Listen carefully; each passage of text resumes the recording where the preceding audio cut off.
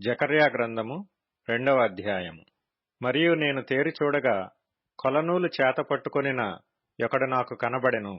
నీవెక్కడికి పోవుచున్నావని నేనతని నడుగగా అతడు యెరూషలేము యొక్క వెడల్పును పొడుగును ఎంతైనది కొలిచి చూడబోవుచున్నానెనెను.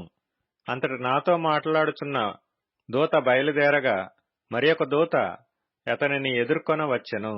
రెండవ దూత పరిగెత్తిపోయి యెరూషలేములో మనుష్యులను పశువులను విస్తారమైనందున అది ప్రాకారములు లేని మైదానముగా ఉండునని ఈ యవ్వనునికి తెలియజేయమని మొదటి దూతకు ఆజ్ఞ ఇచ్చెను. నేను దాని చుట్టూ అగ్ని ప్రాకారముగా ఉందును.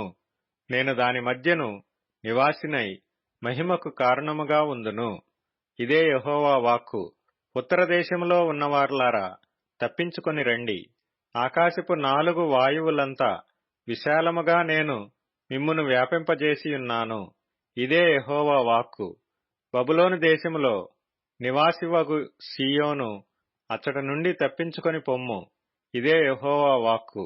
సైన్యములకు అధిపతియగు యెహోవా సెలవిచ్చినదేమనగా, మిమ్మును ముట్టినవాడు తన కనుగుడ్డును ముట్టినవాడని ఎంచి తనకు ఘనత తెచ్చుకొనదలచి మిమ్మును దోచుకొనిన అన్ని జనుల యొద్దకు ఆయన నన్ను పంపియున్నాడు.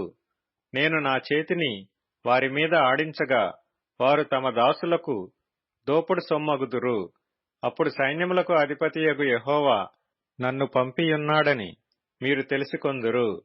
సీయోను నివాసులారా, నేను వచ్చి మీ మధ్యను నివాసము చేతును. సంతోషముగా నుండి పాటలు పాడుడి. ఇదే యెహోవా వాక్కు. ఆ దినమున అన్ని జనులనేకులు యెహోవాను హత్తుకొని నాకు జనులగుదురు. నేను మీ మధ్య నివాసము చేతును. అప్పుడు యెహోవా నన్ను మీ యొద్దకు పంపియున్నాడని మీరు తెలిసికొందురు.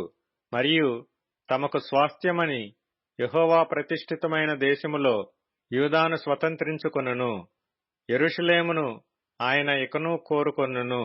సకల జనులారా, యెహోవా తన పరిశుద్ధమైన నివాసము విడిచి వచ్చుచున్నాడు. ఆయన సన్నిధిని మౌనులై ఉండుడి.